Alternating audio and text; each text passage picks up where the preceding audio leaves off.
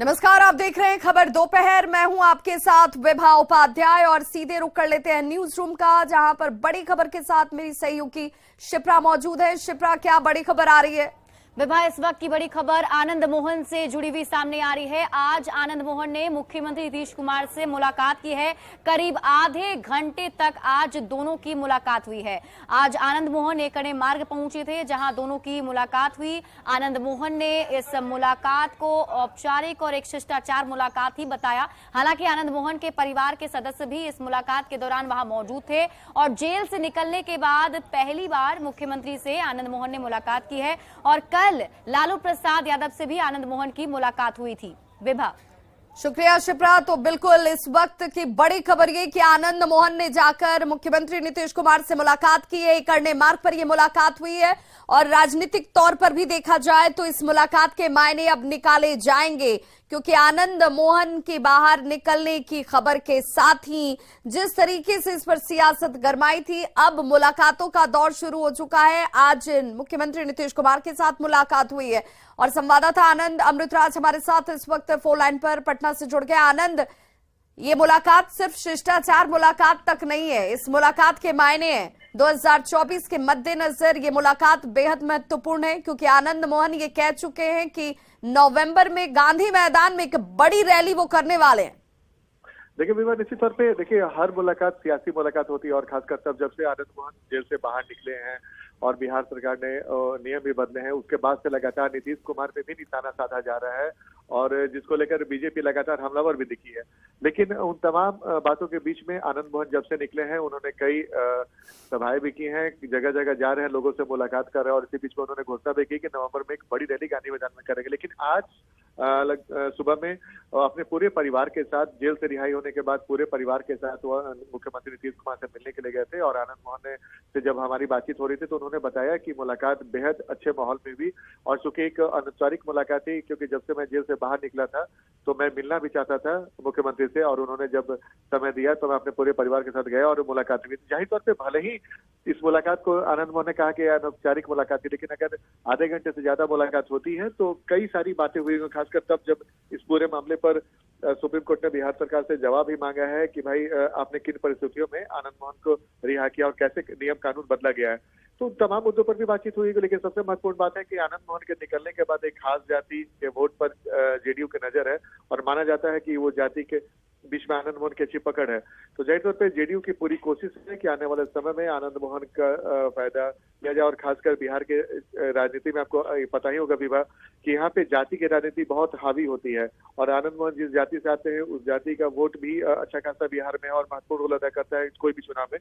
तो उस vote bank को अपने पाले में कैसे किया जाए, उस कड़ी में आनंद मोहन एक महत्वपूर्ण कड़ी हो सकती है। ये भी देखा जाएगा इस रैली के मद्देनजर की क्या वो वोट बैंक आनंद मोहन के साथ आज भी स्टिक है या नहीं है। जो जेल जाने से पहले दावा और तस्वीरें नजर आई थी, वो रियलिटी इस वक्त भी दिखती है या नहीं दिखती है?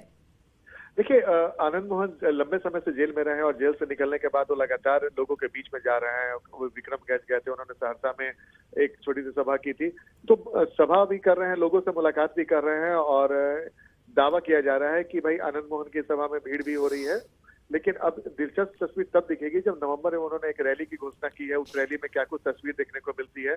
और आनंद मोहन का जो दौर पहले 90 के दशक में देखा जाता था, वो दौर अभी दिख रहा है कि नहीं दिख रहा है, ये भी देखना दिलचस्प होगा। लेकिन आनंद मोहन इस बीच में लगातार लोगों के बीच में जा रहे हैं, लोगों से मुलाकात कर रहे हैं और उन्होंने कई सारे भाषण भी दिए हैं, जिस भाषण में उन्होंने कोशिश की है कि 90 के दशक वाले जो आनंद मोहन जिनका एक ठसक था, एक खास जाति में एक मजबूत पकड़ मानी जाती थी, वो पकड़ भी दिखे। लेकिन राजनीति में काफी बदलाव हुआ और आने वाले समय में वो राजनीति किस करवट लेती है, क्योंकि बिहार में जातिगत गणना की राजनीति भी चरम पर होगी। वैसे में आनंद मोहन इस राजनीति में कितना सूट करते हैं, कैसे अपने मतदाताओं को, खासकर अपने वोटरों को वो मोबिलाइज कर पाएंगे जेडीयू के लिए या महागठबंधन के लिए, भी देखना बिल्कुल ये बेहद दिलचस्प रहने वाला है। बहुत बहुत शुक्रिया आनंद अमृतराज इस तमाम जानकारी के लिए। सेशन जो उद्घाटन जो भी हो रहा है, इसका सभी विपक्ष के दल मिल करके जो है बॉयकॉट कर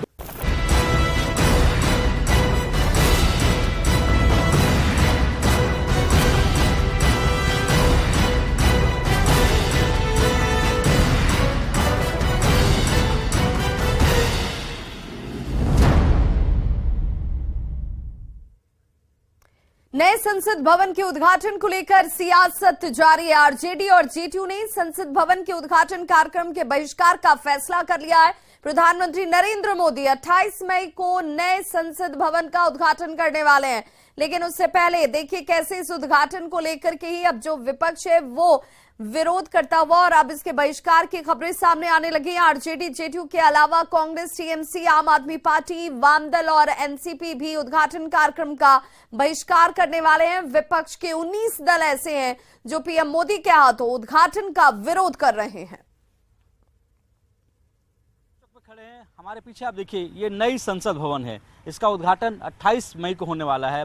इससे पहले कई विपक्षी दलों ने, करीब 19 विपक्षी दलों ने इसका बहिष्कार या यूं कहें कि जो उद्घाटन समारोह है 28 तारीख को उसमें शामिल नहीं होने का बयान जारी किया, साझा बयान जारी किया गया है। जो बयान जारी किया गया है उसमें साफ तौर पर ये लिखा गया है कि जब लोकतंत्र की आत्मा को संसद से निष्कासित कर दिया गया है तो हमें नई इमारतों को मूल्य नहीं दिखता है।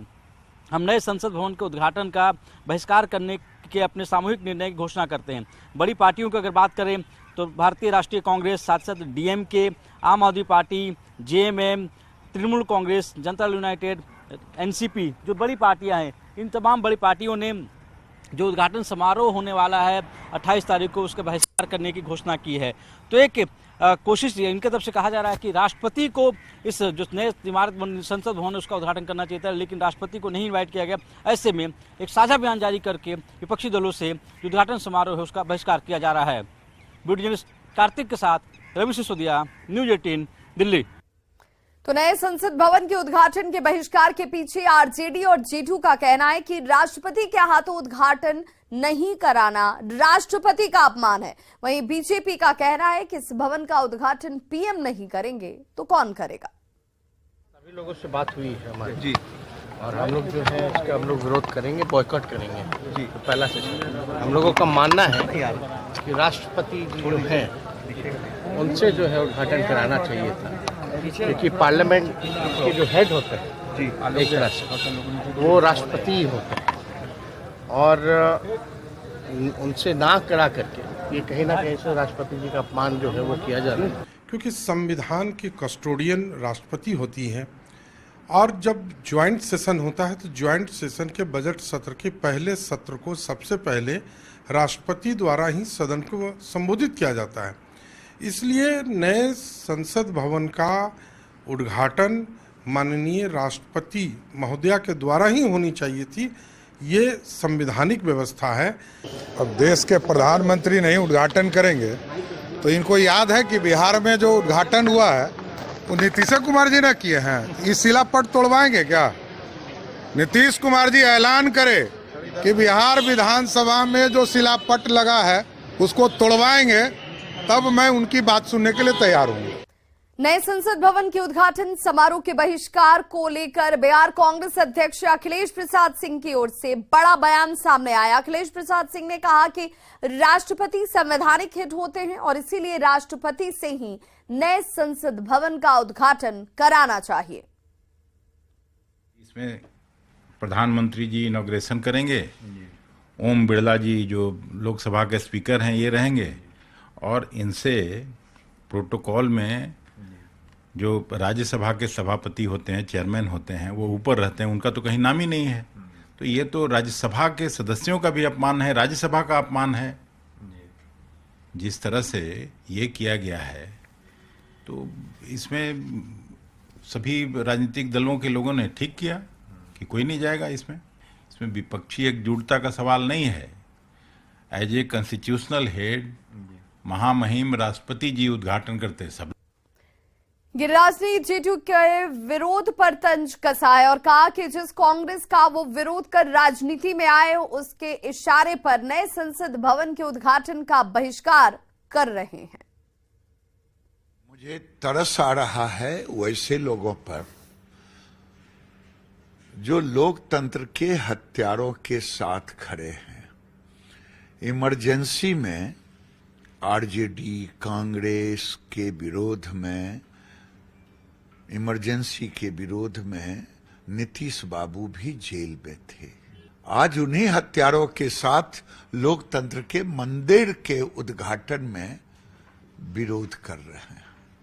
ये देश का दुर्भाग्य है, क्योंकि कहीं पे निगाहें, कहीं पे निशाना है। निशाना है नीतीश कुमार जैसे लोगों का 2024 का प्राइम मिनिस्टर बनना। इसी तरह से कई और उम्मीदवार हैं। 24 तो ये नीतीश जी हों या जो हों, ये केवल विरोध कर रहे हैं मोदी जी के लिए। तो इधर बिहार विधानसभा में नेता प्रतिपक्ष विजय सिन्हा ने कहा कि जयचंद की जमात नए संसद भवन के उद्घाटन का विरोध कर रही है। गुलामी के प्रतीक को हटाकर 21वीं सदी के भारत में देश के प्रधानमंत्री माननीय नरेंद्र मोदी जी अगर जो एक नया इतिहास लिख रहे हैं, अपने को प्रधान सेवक के रूप में रात दिन काम करने वाले इस ऐतिहासिक क्षण में लोग को गवाह बनना चाहिए। लेकिन हम विरोधी दल में हैं और विरोध करना हमारा स्वभाव बन गया है। अच्छे कार्यों का, भारत के गौरवशाली हर कार्य का भी विरोध करना, राष्ट्रवाद का विरोध करना। और आज ये रोना रो रहे हैं कि राष्ट्रपति महोदया तो वो भी अपने जिम्मेवारी का निर्वहन कर रहे हैं, उनका भी पूर्ण सम्मान है। मुख्यमंत्री जी का हर उद्घाटन और शिलान्यास मुख्यमंत्री करते हैं, गवर्नर साहब से कहां कहां कराते हैं। ये दोहरा चरित्र और दोहरी भाषा और वर्गलाने का खेल बंद करें।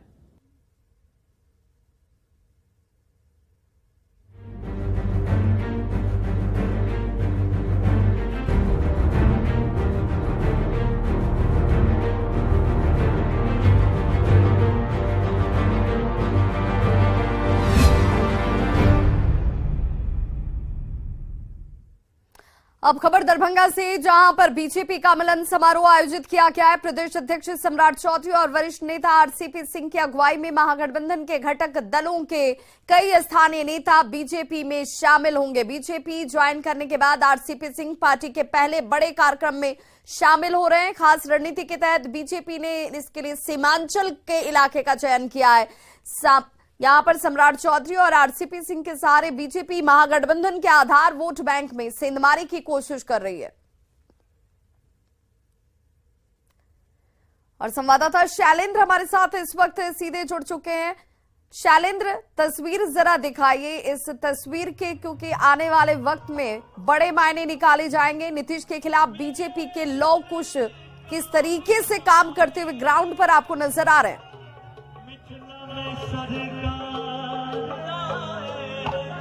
बिल्कुल, देखिए ये सीधी तस्वीर हम दरभंगा से दिखा रहे हैं कि किस तरीके से यहाँ पर ये अलीनगर विधानसभा क्षेत्र है दरभंगा का, और यहाँ की तस्वीर हम दिखा रहे हैं कि लोग किस तरीके से बड़े पैमाने में यहाँ पर पहुँचे हैं प्रदेश अध्यक्ष सम्राट चौधरी के स्वागत में। और मिलन समारोह भी है जिसमें जदयू के कई नेता इसमें शामिल होंगे, और खास तौर पर जो पूर्व राष्ट्रीय अध्यक्ष आरसीपी सिंह हैं वो यहाँ पहुँच चुके हैं। और देखिए इस वक्त उनका भी स्वागत किया जा रहा है।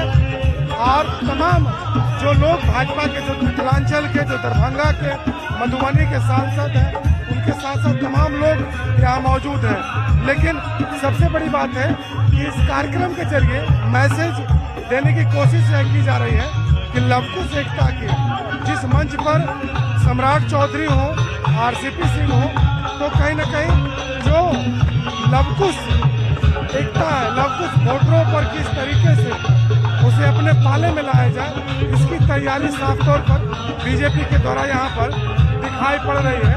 और बीजेपी के जो लोग हैं वो इस मुहिम में भी लगे हैं। सम्राट चौधरी का ये मिलन समारोह, और इस मिलन समारोह के जरिए कोशिश की जा रही है सेंधमारी करने की। महागठबंधन का जो वोट बैंक है उसमें जिस तरीके से प्रयास अब सम्राट चौधरी और आरसीपी सिंह मिलकर करते नजर आएंगे, उसकी एक तस्वीर, उसकी एक शुरुआती तस्वीर आप इसे कह सकते हैं। तो बहुत बहुत शुक्रिया शैलेंद्र इस तमाम जानकारी के लिए। बड़ी खबर भागलपुर से आ रही है, जहां आरजेडी नेता ने मंदिर में महिला से छेड़खानी की है। पीड़ित महिला ने मनचले नेता की पिटाई इस दौरान कर दी। अश्लील हरकत करने वाले आरजेडी के मनचले नेता की पहचान तिरुपति यादव के तौर पर की गई है, जो राष्ट्रीय जनता दल का प्रदेश सचिव बताया जा रहा है। छेड़खानी करने वाले आरजेडी नेता की पिटाई का लाइव वीडियो सामने आ गया। इन तस्वीरों को आप देखिए जरा, कैसे पीड़ित महिला आरोपी नेता तिरुपति यादव की पिटाई करती हुई नजर आती है। आसपास लोगों की भीड़ नजर आ रही है। कहा जा रहा है कि महिला अपने परिजनों के साथ मंदिर में पूजा अर्चना करने पहुंची थी और इसी दौरान आरजेडी के प्रदेश सचिव ने अपने दोस्तों के साथ मिलकर अश्लील हरकत करते हुए महिला पर आपत्तिजनक टिप्पणी कर दी, जिससे महिला बबूला हो गई और उसने आरोपी नेता की कॉलर पकड़कर जमकर धुनाई कर दी।